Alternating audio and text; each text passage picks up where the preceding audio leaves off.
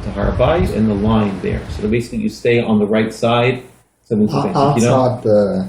Yeah, if you know where, you know where Beit Yisrael, they had like Israt Nashim, and they have a new Israt Yisrael, where it's like the mixed area. That was the compromise they had. You know what I'm talking about? Where Robinson's Arch is, that area? Sort of. So basically, so like I said, when you're coming from Shar HaShpot, well, if you'll be coming with me, it won't be a problem. If you're coming on your own, you're coming from Shar HaShpot, you basically go towards the Kotel and stay on the right, and you'll see where there's the Biduk Bitchoni, you know, the security entrance to the Kotel, on the right side, all the way against the It's right next to the entrance to the Kotel. Yeah, all the way on the right side where the digs are, there's another Biduk Bitchoni, and that goes up the steps. That goes up the, I should have a picture there. It goes up the Mukrafi gate, and then you wait there, but you're going to have to wait in line. We'll talk about that momentarily. Okay, now here's one of the issues which for me is a very distressing issue. There's two lines that are mixed. There's the line of the tourists and the line of the Jews. Okay, now the tourists basically, they tend to be a lot more tourists, but the police let them through pretty much cheap. And when the Jews come, they have to go, and they tend to stay on the right side. And when the Jews come, they tend to stay towards the left, and they come, they have to give their Tudah, Zehut, and then they have to wait until the police let them in. But it means the Jews often have to bud through, and then people get upset. What are you budding? I've been in line for an hour, and how come you're budding? And we have to explain that there's actually two lines for Jews and non-Jews, and we're going with the Jewish one, so we're not even in your line. And then usually we're sitting there in the sun waiting for an hour, and you pass us really fast. But that's a bit distressing. But you'll see there's tourists, you just have to cut through the tourists and go wait on the left side. In terms of stuff, so I mentioned bring it to that, so bring some sort of identification, because they'll check your identification. They want to see if you're a troublemaker or potential criminal who might do something like say Shema Yisrael on the mount. And it's going to be hot, so bring drinking water. Okay, there's an aron there in the entrance, so anything you bring you can leave behind in the aron. The police, nobody guarantees it'll be there, but I have never heard of anything being stolen, but I still would recommend not to bring anything valuable. Okay? You can bring drinking water? You can bring water. Separate phones? Yeah, I'll get to that in the next slide. It's absolutely required, it's a must, to go the first few times with someone experienced, so you don't accidentally go somewhere you're not allowed to go. It's recommended to go with someone who's a good guy to get more out of it, but that's not halachically required. Okay, here you can't really see, there's pictures of groups of Rabbanim that went up in the past. Okay, Aliyah women. So women are more complicated, I'll just mention it in short. They're more complicated halachically. Because with women, women are either married or unmarried. So if they're unmarried, then what are they doing going to mikvah? Until now, unmarried women didn't really have a need to go to mikvah. And there's actually a gzeirah from about 800 years ago from Rav called the Rivash against unmarried women going to the mikvah. Okay, even for married women, there's issues that once married women are with their husbands, then according to what's called the classic halacha, they are tameh for 72 hours, for 3 days. Okay, and so Rabbanim don't want to encourage practices for married women. That means that they'll be with their husbands less, be available to their husbands less. And sorry, let me go back a step. I missed the sentence. So if they won't be allowed to be with their husbands 72 hours. So it means if a woman wants to go to Har HaBayit, then she has to abstain and be away from her husband for 72 hours, and that's not going to promote Shalom Bayit. So rabbis don't want to encourage practices that harm Shalom Bayit. And they don't want to start grilling women. They don't say, are you single or are you married? Why are you going to mikvah? Are you going because you want to be with your boyfriend, or are you going because you want to go to Har HaBayit? And if you're married, did you do this right? Did you check that right? They don't want to get involved with it. So there's two main halachic approaches. One approach, this is the classic approach from Rav Lior, which is women should go once on the day they're married. Okay? On the day they get married, there's no problem because they went to mikvah beheter, and they're not yet with their husbands, so then they're not stopping anything. And this is a very nice ideologically to go the day they get married. The other approach, which is Rav Ariel from Machon Mikdash, and recently Rav Shmuel Yahu also said the same approach, is that women can go. There's a halachic solution for having to wait 72 hours. They can basically just wash themselves properly and wash themselves out, and then they don't need to wait. In terms of the issue with married women and the Gzerah, the interesting thing is that the Gzerah applies because there was no need for a woman to go, which was a tzorach mitzvah. But here, this is a tzorach mitzvah, so the Gzerah doesn't apply. Not only that, but there's already a breach in the Gzerah, because the Gzerah, the people who said Gzerah also said that, of course, women can go. For example, there's a minhag Erev Yom Kippur for people to go to mikvah. And they said even unmarried women are allowed to go to mikvah Erev Yom Kippur, because it's tzorach mitzvah. So, certainly women who go to mikvah in order to go to Har HaBayit are not violating the Gzerah, because the Gzerah was built only for cases of minhag, but not for cases of mitzvah. In any case, there's an organization called Nashim Leman HaMikdash. They organize Aliyot for women, and they do it from more of what's called a woman's perspective. And they know the halacha for women probably better than the male rabbis do. So if any women want to go, I would recommend them that they speak to Nashim Leman HaMikdash. They have a website, namikdash.org.il. Okay, behavior on Har HaBayit. So firstly, this ties into mitzvot that we do on Har HaBayit and what we can do. So the first one, the mitzvot which we do on Har HaBayit, is called Morah Mikdash. It's being in awe of the Mikdash. And the Gemara says, it's not that we're in awe of the Mikdash, but that we're in awe of the one who commanded to be in awe of the Mikdash.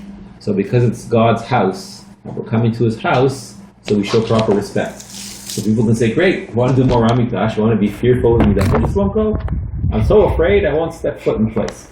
But that's not Morah Mikdash, that's not connecting. Hashem wants us to connect, right? There's an idea of, like they talk in Judaism, Ahava and Yirah. Ahava is getting close and connecting, and Yirah is, hey, not so close. You know, we're not like best friends. You have to have a little bit of respect.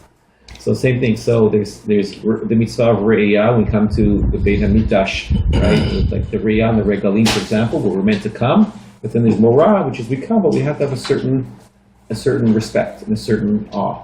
And you can't do Morah Mikdash if you're not there because you're not connected. Right? It's like, lahavdil, stories with you take an example, Kibud Horim. So the guy says, I mechabed my harim so much, I show them so much respect, I never even see them. I never yell at them, I never talk to them, I never do anything, and we never fight. But there's no relationship, there's no connection. The idea of the Beit HaMikdash and Har HaBayit is establishing a relationship with God. So, given that, the idea of Morah Mikdash sets the tone for the visit. We're not going to Disneyland, we're not going on a tour of an interesting site. We're going to visit the Creator in his palace. So when people go, they have to have a certain attitude. Right? They have to be respectful. People don't go and talk. You don't go to hang out. You don't talk on your cell phone unless it's something urgent or something connected. The idea that people don't wear leather shoes. You wear Yom Kippur shoes, like Crocs. People go barefoot, socks. You said Crocs are okay? Crocs are okay. I read recently that barefoot is considered ideal, but Crocs are also acceptable. And again, what's the idea? There's two ideas there. One is you can't run as well. You have to be a bit more measured in your steps. And the second idea is like with Moshe Rabbeinu. You connect to the holy site. You're physically connected to it. There could be things on the floor. It could hurt.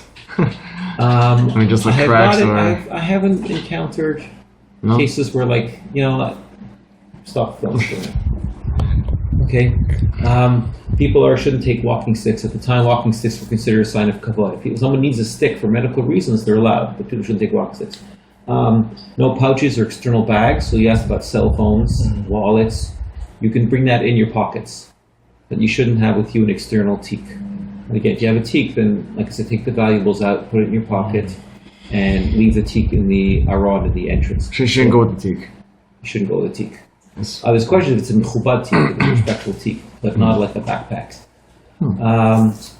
What I usually do is in the morning when I go to Har HaBayit, I go through my wallet, I take out the important stuff, and then I put just in the blue folder of the Tudat Zut. I take just that with me, and so I don't have with me that day all of the extra stuff of the junk that I usually carry around. I have my keys and my cell phone and my important papers in my pocket. Again, you have to bring it to Tudat Zut. You have to bring some identification, else they won't let you up. So you have to have something. You can bring a water bottle, we mentioned. I don't know today. Let's see the next slide. Of course, for this slide is how to act halachically. Next slide we'll talk about how to act in terms of police. I don't know today in terms of police if people are allowed to make brachot out loud on food and water or not. But of course, you should bring water because it'll be very hot. Dress respectably. The minimum I've read is people shouldn't go in like sweatshirts. Usually I go like in a white, like a Shabbat shirt or a button-down shirt. Again, the idea is you're going to meet the king. How would you dress when you're going to meet the king? You dress nicely. I shave nicely. I don't go like people with beards. But the point is you're going. You want to look respectable, and respectful. One of the issues is you're not allowed to enter the same. This is the same halachot that apply with the shul. So you're not allowed to enter to take a shortcut. If someone wants to go from the old city to Nachal Kidron, they can't do a shortcut through Har HaBayit. Okay, because they can go onto Har HaBayit for the sake of being on Har HaBayit, but they can't go as a shortcut.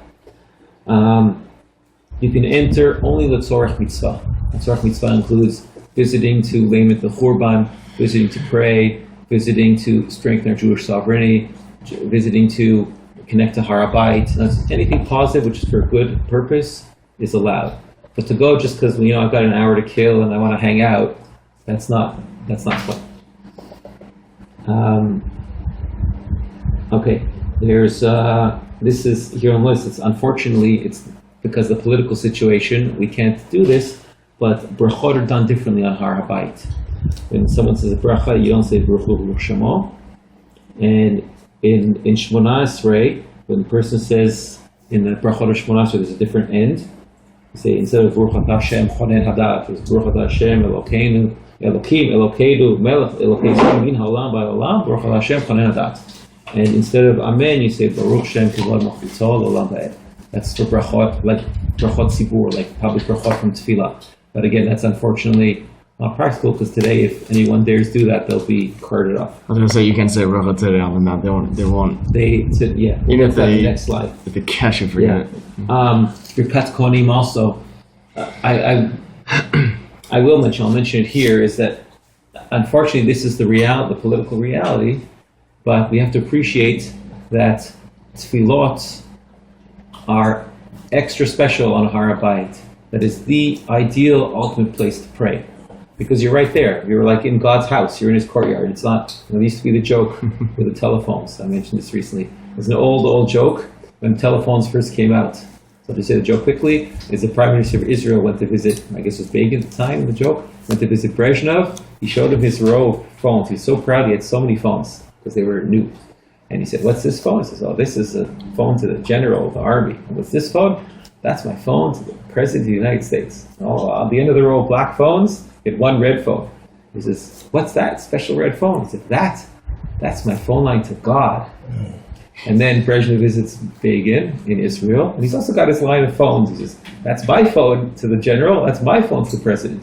He says, they're all black, where's your red phone? He says, I'm in Israel, I don't need a red phone, it's a local call. Right? So when you're on Har HaBayit, it's not even a local call, it's you're talking, you're mamash speaking to God in His house. Yeah, the best Wi-Fi connection. Yeah, it's, when you're somewhere else, you're using the expression, you're praying to the wall. When you're at the kotel, you're praying to the wall. Here you're not praying to the wall, you're praying to God in His house, you have that connection with Him. So that's the ideal place to pray. And when we pray everywhere else in the world, I mean, the prayers they're also good, but they're not as effective and as good as if it would be on Har HaBayit. Also, something else which is done. So Birkat Kohanim is also a very special Har HaBayit because that's the source, right? The shefa, the bracha. How do you say shefa in English? Abundance. The abundance that comes from Har HaBayit and dissipates through the whole world. So when the Kohen gives the bracha on Har HaBayit, that's at the source. That's the strongest possible bracha. Another mitzvah that people do. Firstly, also when they do the bracha, they do it differently. They have their hands normally when the Kohen does it about eye level, and Har HaBayit do it higher. Because again, that's like it's God over them. They do it as one bracha, not as three. Another thing which people can do, again, if it were allowed, is hishtachavaya. It says in the Torah that you're not allowed to bow on stone. That's why in shul, when we bow, even in non-stone shul, when we bow in Yom Kippur, we put something down on the floor below our knees. Our knees or forehead? I always never remember. Knees or forehead? Knees? I never remember. So that we don't bow on a stone floor, but in Har HaBayit, it's allowed, and of course it's a mitzvah. Because I think Rabbi Yisrael Ariel actually prostrated totally. Like he prostrated. Yeah, like, people do sometimes, and in the old days, sometimes used to get away with it. Now they're so careful that I don't think anyone will get away with it. Okay, then we go up and we go circle counterclockwise. It says there's a few exceptions, but people generally go, it says miyamin, mekif miyamin. That's called counterclockwise because you're to the right of whatever you're circling. There's a few notable exceptions. An avel, someone who's lost something, someone who's a sick person in his house, because then he's going in the wrong direction. People say, why are you going the wrong direction? And they'll say, oh, because I lost something, I'm an avel, I have a sick person in my house, and they can get a bracha. Chatanim, I think, also go the wrong way. I think they can get a bracha for being a chatan. Okay, so here's a picture of where we go and how we go, and here we'll just hopefully help read everything together. So here, this is the kotel here. This. Can you see the picture? Okay. Yeah. Okay. So here's the go in. Here is the entrance. We said it's just to the left and above the women's section. We don't come in there. We come in farther down about here. Okay. And then you go. I said you have to wait by the police station to let you through. And then you go up the wooden ramp. And then you come the wooden ramp. You come in here. Okay. And basically what we do is do a circle, like I said, counterclockwise. So we cut, remember this is north, right? It's the west side, east, north.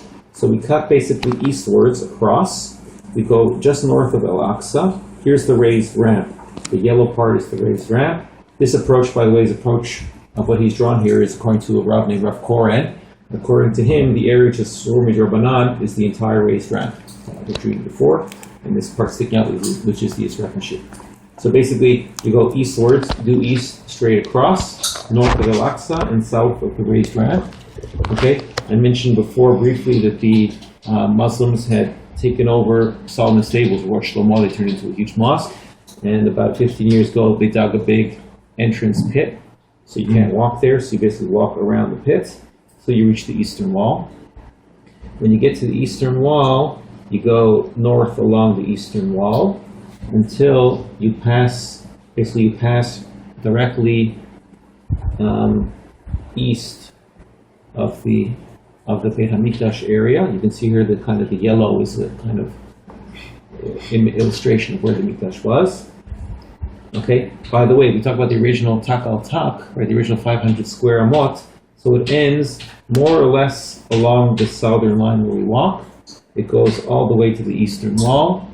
To the north, it goes to the northern side of the ramp. And on the west side, there's different opinions. One opinion says it goes to the west side of the ramp. One opinion says it goes all the way to the western wall. It's interesting to note, the mainstream opinion says that it goes to the western side of the ramp, which means when you walk on the west side, you're already outside of a holy area. And what that means, remember, the western wall is even west of you. So that means the western wall, this holy place, which has become the new holiest site of the Jewish people, according to that opinion, it's not part of the Beit HaMikdash. It has holiness today because we've made it holy as let's call it as a central shul. But it's not part of the original Beit HaMikdash. There's no holiness as being inherently part of the Beit HaMikdash, according to that opinion. How long does it take, the sibur? Sorry? How long does it take sibur? It depends how fast you do it. It depends how fast the police are pushing you on. If, let's say, benachat, with the police pushing on a little bit, people having time to stop, it could be about an hour. When the police push, 15, 20 minutes. Sometimes when they're very rushed, they don't let you do the whole sivuv. You go in from gate to gate, in through the Mugrabi gate. You go north just along here, and then you go out straight. And then that whole sivuv I've done in about 5 minutes. Basically, they just want to push you off. Just go and get out already.